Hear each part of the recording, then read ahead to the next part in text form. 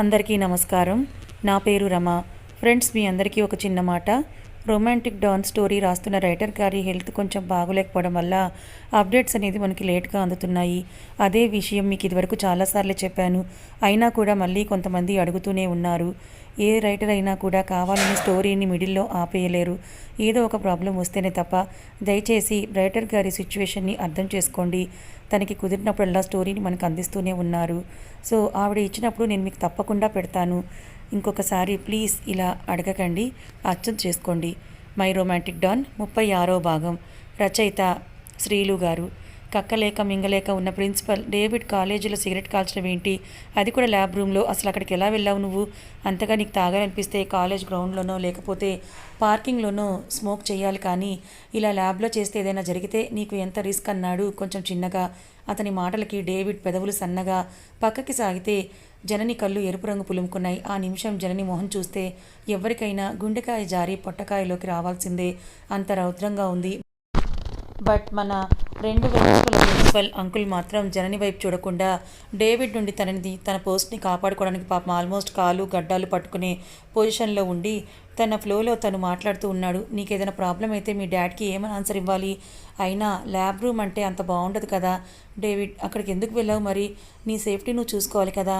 అలా చేసే ముందు నీకెంత డేంజర్ అనేది ఆలోచించాలి కదా అన్నాడు కొంచెం కంగారుగా. ఎక్కడ ఇప్పుడు జనని చేసిన దానికి వైలెంట్గా రియాక్ట్ అవుతాడో అని అతని భయం అతంది. Will you please stop it అన్న జనని అరుపుకి అదిరిపడి జనని వైపు చూశాడు. What's wrong with you sir? అసలు మీరు ఒక ప్రిన్సిపల్ లాగా బిహేవ్ చేస్తున్నారా? తప్పు చేసిన స్టూడెంట్ని పనిష్ చేయకుండా, ఆ తప్పు దొరకకుండా ఎలా చేయాలని చెప్తున్నారు అంటే ఏమనుకోవాలి?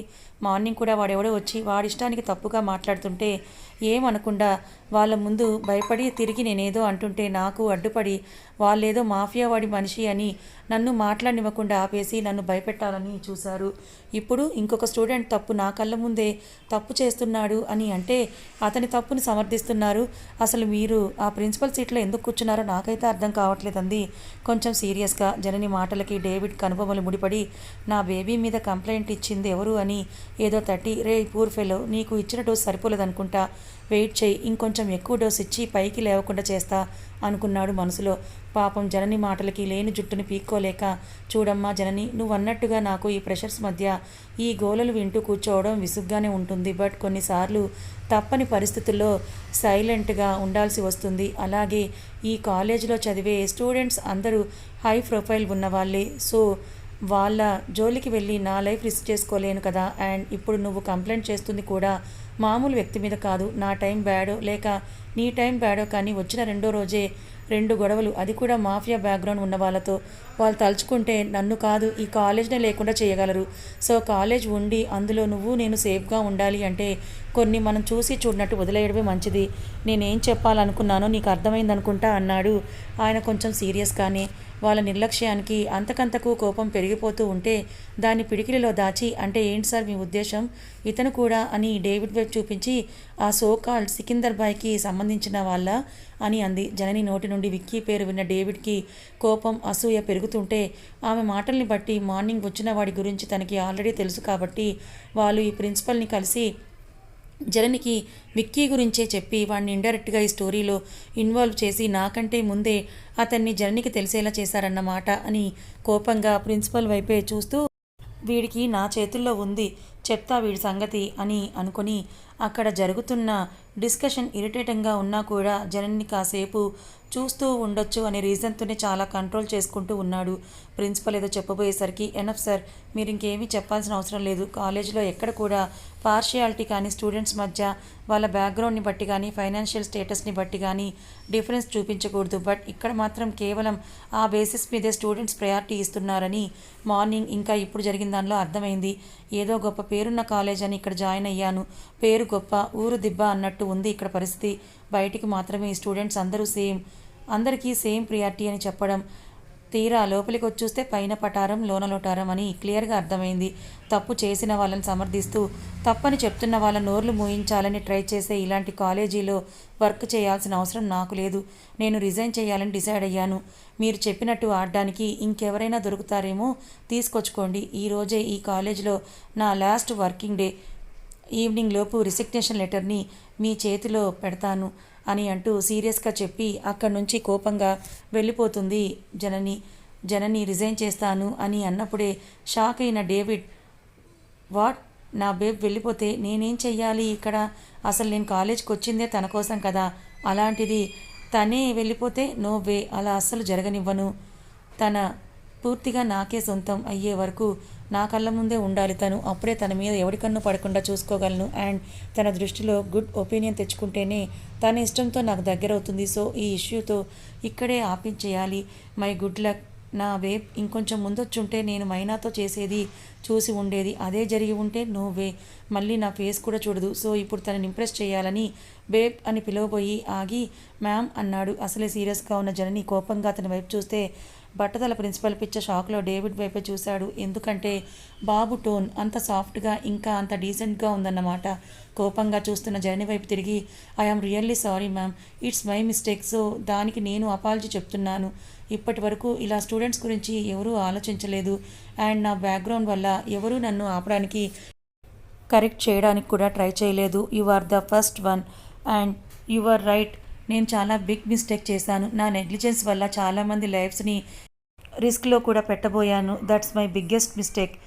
దానికోసం ఐఎమ్ ఎక్స్ట్రీమ్లీ సారీ. అండ్ మీతో ఇందాక మాట్లాడిన దానికి కూడా, బట్ అది నా జెన్యూన్ ఫీలింగ్ అని జనని ఉరిమి చూసేసరికి తెలియకుండానే సారీ మ్యామ్ అని చెప్పి, నా అలాంటి వాళ్ళ వల్ల మీరెందుకు కాలేజ్ నుండి వెళ్ళాలి, సో ప్లీజ్ మీరు అలాంటి డెసిషన్ తీసుకోవద్దన్నాడు. అసలు తనకి సూట్ కానీ ఇంతకుముందు ఎప్పుడూ ట్రై చేయని ఇన్నోసెంట్ యాంగిల్ చూపిస్తూ, పాపం డేవిడ్లో ఆ యాంగిల్ చూడని ప్రిన్సిపల్ అయితే ఆల్మోస్ట్ నోట్లోకి ఏది పోయినా పర్లేదని వదిలేసి మరీ చూస్తూ మూర్ఛ వచ్చి పడిపోయేలా ఉన్నాడు. జనని మాత్రం డేవిడ్ వైపు డౌట్గా చూస్తూ, వీడు మాట్లాడే లాంగ్వేజ్కి వీడి బాడీ లాంగ్వేజ్కి అస్సలు సెట్ అవ్వట్లేదు. తప్పు చేసే వెధవలు, అందులోనూ తెలిసి చేసే వాళ్ళకి ఇంత త్వరగా రియలైజేషన్ రావడం అనేది హైలీ ఇంపాసిబుల్. నో డౌట్ ఈ క్యాండిడేట్ ఖచ్చితంగా తేడాని అని అనుకుంటూ ప్రిన్సిపల్ వైపు చూసింది. నోరు కళ్ళు వదిలేసి మరీ డేవిడ్ వైపు చూస్తున్న అతన్ని సార్ అని కదిలించింది జనని. బట్ అటు నుండి రెస్పాన్స్ లేకపోయేసరికి మళ్ళీ సార్ అని పిలిచింది. అతని వైపు చూసిన డేవిడ్కి తన పెర్ఫార్మెన్స్ వల్ల షాక్లో ఉన్నాడని అర్థమయ్యి ఎక్కడ జనని ముందు బుక్ అయిపోతాడేమోనని జనని కంటే గట్టిగా సార్ అని అన్నాడు బేస్ వాయిస్తో. స్వతహాగానే భయస్థుడైన అతను డేవిడ్ వాయిస్కి దెబ్బకి లోకంలోకి వచ్చి బిత్తర చూపులు చూడసాగాడు. I'm really sorry sir. ఇన్ని రోజులు మీరు నా బిహేవియర్కి కూడా ఇక పైన నేను అందరిలాంటి స్టూడెంట్ లాగానే ఉంటాను. నా వల్ల ఒక్క ఎఫిషియెంట్ లెక్చరర్ని మీరు లూజ్ అవ్వడం నాకు ఇష్టం లేదు. అందుకే మీరు ఏ పనిష్మెంట్ ఇచ్చినా ఐఆమ్ ఓకే విత్ ఇట్ అని అన్నాడు కళ్ళతోనే ప్రిన్సిపల్కి వార్నింగ్ సిగ్నల్స్ పంపిస్తూ. అక్కడ జరిగేదంతా ఏదో తేడాగా ఉందని జననికి అర్థమవుతున్నా అంతకు మించి దాన్ని సాగదీసి ఏదైనా ప్రాబ్లం అయితే ఇంట్లో వాళ్ళ అమ్మ గోలపడే ఓపిక లేక ఉఫ్ అని ఒక పెద్ద నిట్టూర్పు వదిలి ప్రిన్సిపల్ వైపు చూసింది. డేవిడ్ చూపులకి ప్రజెంట్లోకి వచ్చిన ఆయన పట్టిన చెమటను తుడుచుకుంటూ అతని తప్పు ఒప్పుకొని సారీ చెప్తున్నాడు కదా, ఈ ఒక్కసారికి ఎక్స్క్యూజ్ చేయండి, నెక్స్ట్ టైం రిపీట్ అయితే తప్పకుండా అతన్ని కాలేజ్ నుండి సస్పెండ్ చేస్తా అన్నాడు. అంతకు మించి వాళ్ళ సోది భరించే ఓపిక లేక it's okay sir, next time repeat అవ్వకుండా చూసుకోండి, అది ఈ కాలేజ్కి మంచిది, లేకపోతే ఎవరో ఒకరు లీగల్గా కంప్లైంట్ చేస్తారని ఇండైరెక్ట్గా తనే చేస్తాను అని చెప్పి అండ్ యూ అని డేవిడ్ వైపు సూటిగా చూస్తూ behave yourself and be careful and next time I won't spare this type of behaviour, mind it అని ఓకే సార్ ఐఆమ్ లీవింగ్ అని చెప్పి అక్కడి నుంచి వెళ్ళిపోయింది జనని. జనని వార్నింగ్కి డేవిడ్ ఫేస్పై ఒక రకమైన నవ్వు వచ్చి చేరితే ఐఎమ్ సో సారీ బాబు, ఆమె నిన్ననే కొత్తగా జాయిన్ అయ్యింది, సో మీ గురించి ఏం తెలియదు, నేను చూసుకుంటాను, మీరు మాత్రం ఈ విషయం మీ డాడ్ దాకా తీసుకెళ్ళకండి ప్లీజ్ అని ఆల్మోస్ట్ కాలు పట్టుకున్నంత పనిచేశాడు. డేవిడ్ కోపంగా అతన్నే చూస్తూ తనకి సికిందర్ బాయ్ గురించి ఎలా తెలుసు అన్నాడు కల్లెర చేసి. మార్నింగ్ జరిగింది మొత్తం తెలియగానే నెక్స్ట్ టైం తన విషయంలో ఏం జరిగినా ముందు నాకే తెలియాలి అండ్ నాకు జనని డీటెయిల్స్ మొత్తం కావాలి, ఈవినింగ్ లోపు నాకు సెండ్ చేయండి అని చెప్పి ఫాస్ట్గా అక్కడి నుంచి వెళ్ళిపోయాడు. ఆ ప్రిన్సిపల్కి అర్థమైంది డేవిడ్ కన్ను జనని మీద పడిందని, బట్ అంతకు మించి ఇంకేదో ఉంది, అందుకే జనని ముందు తగ్గి మరీ సారీ చెప్పాడని అర్థమై ఫస్ట్ టైం డేవిడ్ అంటే భయం బదులు జాలి వేస్తోంది. అది కూడా జననిని తలుచుకొని, పాపం వీడు తెలియకుండానే ఫైర్తో ప్లే చేస్తున్నాడు, కాలడం గ్యారెంటీ, అయినా చీనా బ్రతుకు, దీని బదులు ఎక్కడైనా వాచ్మెన్ డ్యూటీ చేసుకుంటే బెటర్ ఏమో, కనీసం మనశ్శాంతి అయినా మిగులుతుంది అనుకుని నీరసంగా తన సీట్లో కూలబడ్డాడు. మార్నింగ్ నుండి జరిగిన దానివల్ల వచ్చిన ఇరిటేషన్కి జనని డైరెక్ట్గా తన క్యాబిన్కి వెళ్తే అంతసేపు జనని అతి దగ్గరగా చూడడం వల్ల ఒంట్లో పెరిగిన వేడిని తగ్గించుకోవడానికి మళ్ళీ ల్యాబ్ రూమ్కే వెళ్ళాడు. కుక్కతో ఒక వంకరలాగా వీడు మారడు కదా. డోర్ ఓపెన్ చేసి చూసిన తనకి అక్కడ మైనా కనిపించలేదు. ఇంకెక్కడి మైనా పాప, ఇందాక వెళ్దామని బట్టలు వేసుకుని పైకి లేచిన పాపకి డోర్ దగ్గర జనని అరుపులు, డేవిడ్ కాలర్ పట్టుకొని లాక్కు వెళ్ళడం కనిపించి భయంతో గుండె 200 మించి కొట్టుకోవడానికి ట్రై చేసి, అంత ఎక్కువైతే పాప చస్తుంది కాబట్టి 120కి పెరిగింది తెలిసిపోయిందా అన్న టెన్షన్ ఒకవైపు అయితే, ఒకవేళ తనని అడిగితే ఏం చెప్పాలని భయం ఇంకొక వైపు. అందుకే కాసేపు అక్కడే ఉండి చూసి ఎవరూ తన కోసం రాకపోయేసరికి లేచి నిదానంగా డోర్ బయట చూసి ఎవరూ కనిపించకపోయేసరికి బ్రతుకు జీవుడా అనుకుని గుండె చిక్కబట్టుకొని గబగబా తన క్లాస్కి వెళ్ళి రీటా పక్కన కూలబడి అప్పుడు ఊపిరి పీల్చుకుంది. సడన్గా వచ్చిన మైనాని విచిత్రంగా చూసి ఆమె వాలకాన్ని మాత్రం అనుమానంగా చూస్తూ, ఎక్కడి నుండి వస్తున్నావు? ఇందాక కూడా సడన్గా వెళ్ళిపోయావని అడిగింది. రీటాకి ఆల్రెడీ తెలుసు ఏం జరిగితే తను మైనాలాగా ఉండేదో. చాలాసార్లు తనతో జరిగిందే కాబట్టి సూటిగా అడిగింది. కానీ మైనా పాప మాత్రం అదేదో పెద్ద సీక్రెట్ దాస్తున్నట్లుగా నో నథింగ్, వాష్రూమ్ నుండి వస్తున్నా, అందుకే ఇలా ఉన్నా అని కవర్ చేసింది. కానీ రీటాకి సంథింగ్ ఏదో జరిగిందని అర్థమై తనకి ఇది అలవాటే కాబట్టి లైట్ తీసుకుంది.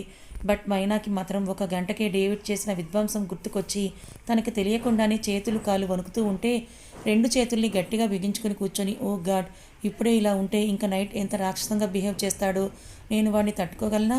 ఒకవేళ వెళ్ళకపోతే నేను అనుకున్న పని జరగదు. ఎలాగోలా కళ్ళు మూసుకొని ఆ రాక్షసుని భరించాలని తనని తానే మోటివేట్ చేసుకుంటూ ఉండిపోయింది. పాపం కోరికల కొలిమితో రగిలిపోతూ వచ్చిన డేవిడ్కి అక్కడ మైనా లేక వాటి మీద నీళ్లు చల్లినట్లుగా అయినా తనకి తనే మళ్ళీ పెట్రోల్ పోసి వెలిగించుకొని, షట్, ఇది హ్యాండ్ ఇచ్చింది అయినా ఎవరిని అడిగి వెళ్ళింది? అంతా దానిష్టమేనా? నైట్కి గెస్ట్ హౌస్కి వస్తుందిగా, అప్పుడు ఇది కలిపి లాగేసుకుందాం. నా దెబ్బకి టార్చర్ స్పెల్లింగ్ నేర్చుకొని దాన్ని లైఫ్ లాంగ్ గుర్తుపెట్టుకోవాలి. You did a wrong thing baby. Night చూసుకుందాం అనుకుని ఇంకా క్లాస్ వినే ఇంట్రెస్ట్ లేక డైరెక్ట్గా బార్కి వెళ్ళిపోయాడు. అంటే ఇప్పుడు పీకల దాకా తాగకపోతే ఒంట్లో ఉన్న వేడిని తగ్గించుకోవడం కష్టం కదా సార్. అందుకే పాపం పీకల దాకా తాగి పడిపోతే కొద్దిగా అన్న రిలీఫ్ ఉంటుంది కదా. అందుకు హాల్లో కూర్చొని కొడుకు కొత్త బిహేవియర్ గురించి ఆలోచిస్తూ ఉన్న స్టీఫెన్కి తన ఫోన్ రింగ్ సౌండ్ వినిపించడంతో వాటి నుండి బయటకు వచ్చి కాల్ లిఫ్ట్ చేసి ఎస్టోనీ అని అన్నాడు. కాల్ చేసింది అతని పిఏ కమ్ సెక్యూరిటీ చీఫ్. అటు నుండి, సార్, మీరు చెప్పిన అరేంజ్మెంట్స్ అన్నీ అయిపోయాయి, ప్లానింగ్ మొత్తం పక్కాగా ఉంది. ఈసారి ఆ విక్రాంత్ సికిందర్ బాయ్ మన ట్రాప్లో నుండి తప్పించుకోలేడన్నాడు. ఆ మాటకి స్టీఫెన్ పెదవులు వంకరగా పక్కకు సాగితే, బీ కేర్ఫుల్ టోనీ, ఆ సికిందర్ బాయ్ మామూలుడు కాదు, ఆవలించకుండానే పేకులు లెక్కబెట్టే రకం. అందుకే వాడు అందరికీ ఎక్స్పోజ్ అవ్వకుండానే ప్రపంచాన్ని శాసిస్తూ మాఫియాని మొత్తం మడిచి తన కాళ్ళ కింద పెట్టుకున్నాడు. వాడికి కొంచెం డౌట్ వచ్చినా వాడు కొట్టే దెబ్బ తట్టుకోవడం మనకి జన్మంతా సరిపోదు. అందులో ఈలోపు మనమే వాడిని మన గుప్పెట్లో పెట్టుకొని, నేను చెప్పిన అరేంజ్మెంట్స్ అన్నీ ఎటువంటి తప్పు కూడా జరగకుండా చూసుకో. మనం వేసే ట్రాప్తో వాడి పొజిషన్ని నా కొడుకుకి దక్కేలాగా చేస్తాను అని ఫోన్ పెట్టేసి క్రూరంగా నవ్వుకున్నాడు. విక్రాంత్, నిన్ను వదిలిపెట్టను. చిన్న వయసులోనే నేను ఉండాల్సిన ప్లేస్లో నువ్వున్నావు. నిన్ను అంత తేలిగ్గా వదిలిపెడతానా ఏంటి? రేపటితో నీ చాప్టర్ క్లోజ్. ఫుల్గా తాగి ఇంటికి వచ్చిన కొడుకుని చూసి, ఉఫ్, వీడు ఇలా ఉంటే ఇంకా ఎలా? నేను వీడిని మాఫియాకే కింగ్ని చేయాలని చూస్తున్నాను. వీడేమో తాగడం, కనపడ్డ ప్రతి అమ్మాయితోనూ తిరగడం, ఇదే సరిపోతోంది. కొన్ని రోజులు ఇవన్నీ మానుకోమని వీడికి చెప్పాలి. అసలు నా మాట వీడు వింటాడా? తప్పదు, ఎలాగైనా వీడిని కొన్ని రోజులు వీటన్నిటికీ దూరంగా ఉంచాలి. లేకపోతే నా ప్లాన్ వర్కౌట్ అవ్వదు. అదే జరగకపోతే ఆ సికిందర్ బాయ్ నన్ను వదలడు. సో నేను అనుకున్న ప్లాన్ ప్రకారం జరిగి తీరాల్సిందే అని కొడుకుని తీసుకుని వెళ్ళి రూమ్లో పడేసి అక్కడ వర్క్ చేసే వాళ్ళకి అతన్ని జాగ్రత్తగా చూసుకోమని చెప్పి తన వర్క్ మీద బయటికి వెళ్ళిపోయాడు. గిర్రున టైంని ముందుకు తిప్పితే సాయంత్రం ఫుల్గా నిద్రపోయి లేచిన డేవిడ్కి హ్యాంగ్ ఓవర్ ఎక్కువగా ఉండేసరికి మెయిడ్ని కాఫీ తీసుకొని రమ్మని చెప్పి ఫోన్ చెక్ చేసుకుంటూ ఉన్నాడు. టైం 6:30 అయ్యేసరికి తనకి ఏవైనా కాల్స్ వచ్చాయేమో అని అనుకుంటూ మొబైల్ని చూస్తూ ఉండగా మైనా కోసం వెయిట్ చేయడం స్టార్ట్ చేశాడు డేవిడ్. ఇక్కడ మైనా కూడా తన రూమ్లో డేవిడ్ దగ్గరికి వెళ్ళాలా లేదా అని ఆలోచించి వెళ్ళాలనే డిసైడ్ అయ్యి అందంగా రెడీ అయ్యి స్టార్ట్ అయ్యింది. పాపం తన ఫ్యూచర్ ఏంటో మరి ఆ డేవిడ్ గారి చేతుల్లో. కథ ఇంకా ఉంది. మీరందరూ విక్కీని బాగా మిస్ అవుతున్నారు కదా. నెక్స్ట్ ఎపిసోడ్లో ఖచ్చితంగా విక్కీ వస్తాడు. సో అప్పటి వరకు వెయిట్ చేయండి. మరి జనని విషయంలో ఈ డేవిడ్ ఏం చేయబోతున్నాడు? అసలు విక్కీ జనని లైఫ్లోకి వాళ్ళ నాన్నకి అలా జరగటానికి ఏ రకంగా కారణమయ్యాడు తెలుసుకోవాలనుకుంటే ఛానల్ని ఫాలో అవ్వండి. కథ నచ్చితే లైక్ చేయండి, మరి కొంతమందికి షేర్ చేయండి. ఇలాంటి మరిన్ని మంచి కథల కోసం మన ఛానల్ని సబ్స్క్రైబ్ చేసుకోండి. Thank you so much for watching.